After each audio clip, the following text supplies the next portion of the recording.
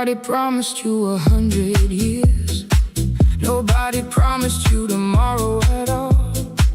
You keep waiting on the perfect moment, like time was something you could stop. We spend our days on Sunday and maybe saving the good things for us all.